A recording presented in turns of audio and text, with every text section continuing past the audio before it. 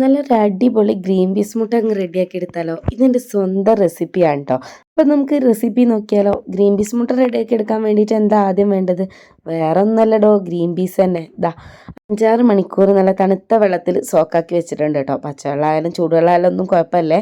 ഇനിയിപ്പോൾ ഇതൊരു കുക്കറിലേക്ക് ഇട്ട് കൊടുത്തിട്ടുണ്ട്. അതിലേക്ക് ആവശ്യത്തിന് ഉപ്പും കുറച്ചൊരു മഞ്ഞൾപ്പൊടി ഇട്ട് കൊടുത്തിട്ട് നമുക്ക് നന്നായിട്ട് തന്നെ അങ്ങ് വേവിച്ചെടുക്കണം. വെന്തുടഞ്ഞു പോകാൻ വേണ്ടിയില്ല.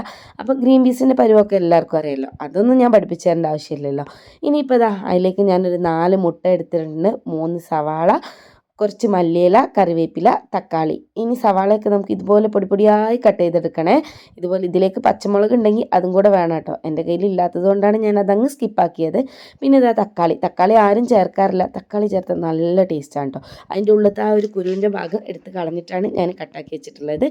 ഇനിയിപ്പോൾ നമുക്ക് ഒരു പാൻ വെച്ച് കൊടുത്തിട്ട് അതിലേക്ക് കുറച്ചധികം വെളിച്ചെണ്ണ തന്നെ ഒഴിച്ച് കൊടുക്കുക. വെളിച്ചെണ്ണക്കൊന്നും ഒരു പിശുക്കും കാണിക്കണ്ട കേട്ടോ. ടേസ്റ്റ് കഴിക്കണമെങ്കിൽ സാധനം കുറച്ചധികം എടുക്കണം. ഇനി തക്കാളിയും ഉള്ളിയും കറിവേപ്പില ആവശ്യത്തിന് ഉപ്പ് ഇട്ടിട്ട് നല്ലപോലെ ഇളക്കി കൊടുക്കുക.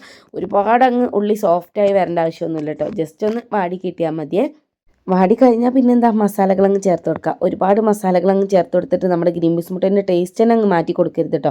മഞ്ഞൾപ്പൊടി, കുരുമുളക് പൊടി, ഗരം മസാല. കുരുമുളക് പൊടി കുറച്ച് അധികം ചേർത്ത് കൊടുത്താലാണ് കേട്ടോ നല്ല ടേസ്റ്റ്. അപ്പം നിങ്ങൾ വേറെ മസാലകളൊന്നും ചേർക്കാതെ ഇങ്ങനെ ഉണ്ടാക്കി നോക്കിയിട്ട് ഒന്ന് പറയണേ. അങ്ങനെ നമ്മുടെ ഗ്രീൻ പീസ് മുട്ട എത്തി നോക്കാൻ വേറൊരാളും കൂടെ വന്നിട്ടുണ്ട് കേട്ടോ.